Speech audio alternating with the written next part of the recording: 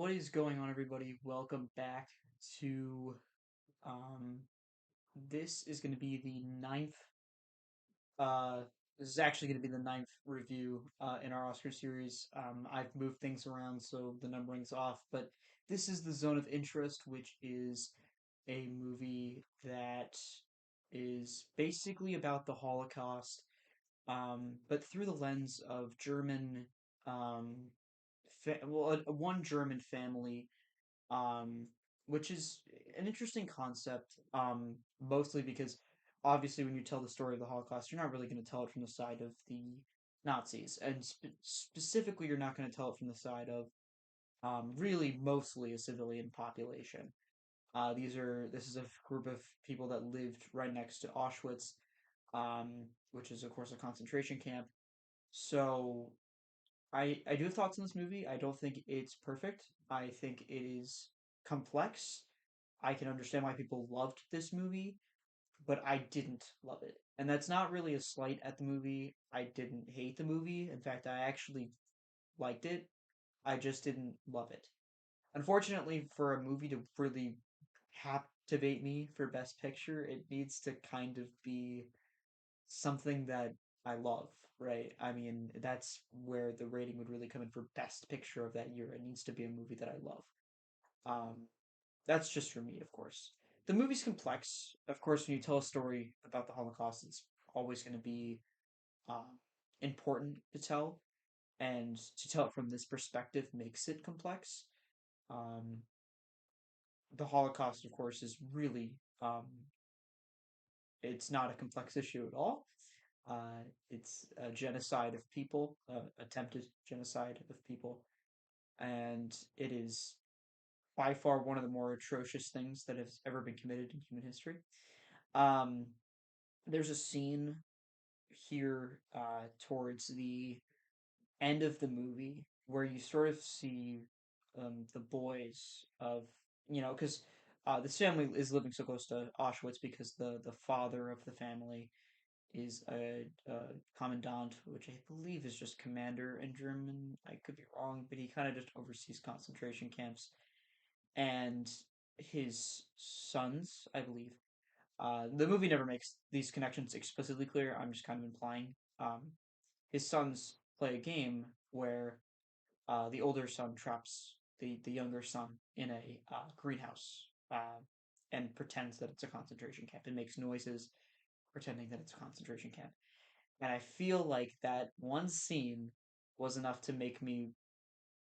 I mean, I wouldn't, again, like, the term enjoy is kind of not the term I would use, but it makes the film better.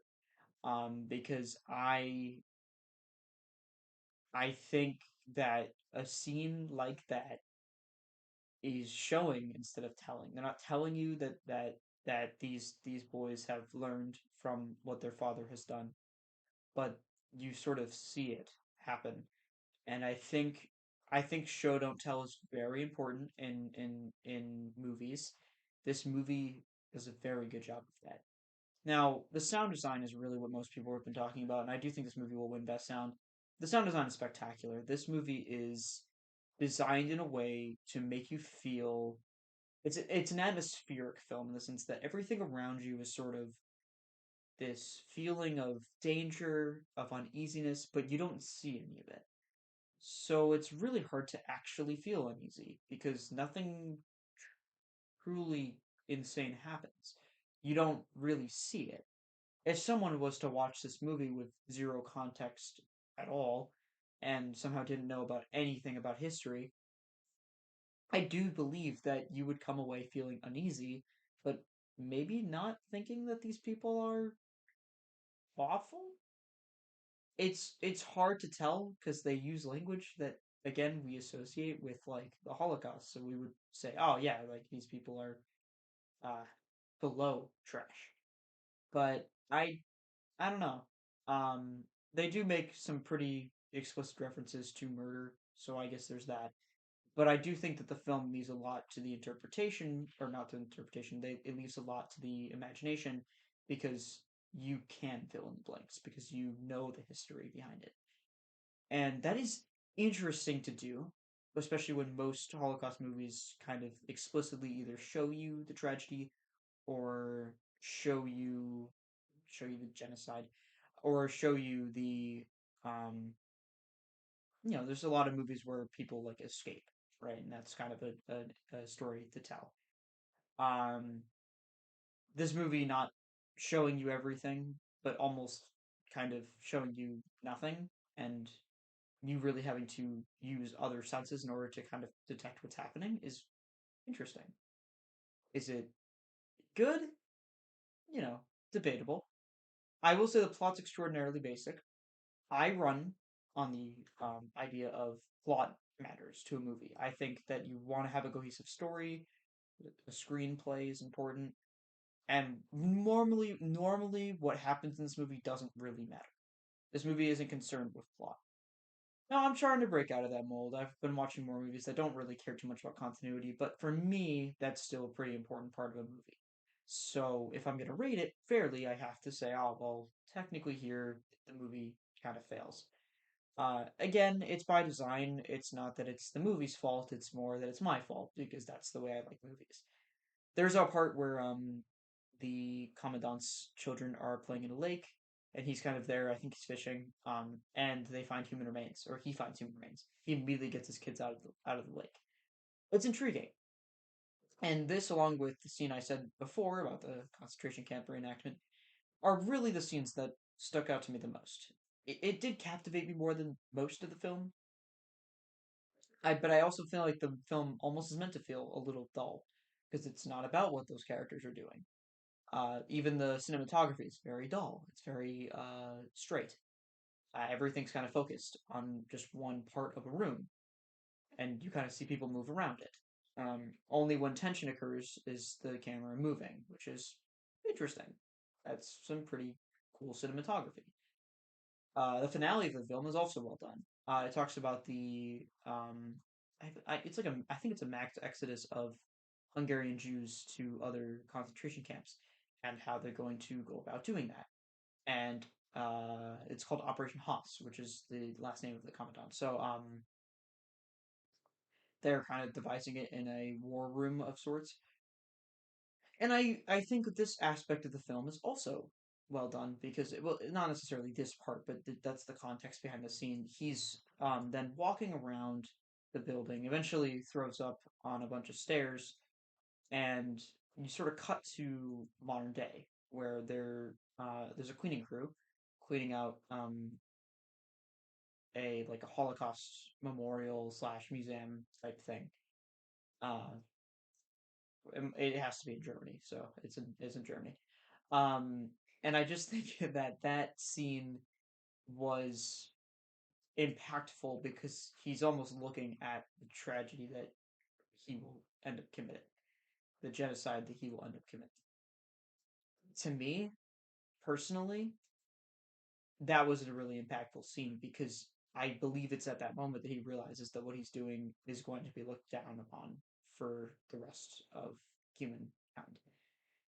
And, you know, part of me does wonder if Hans Moore felt that way.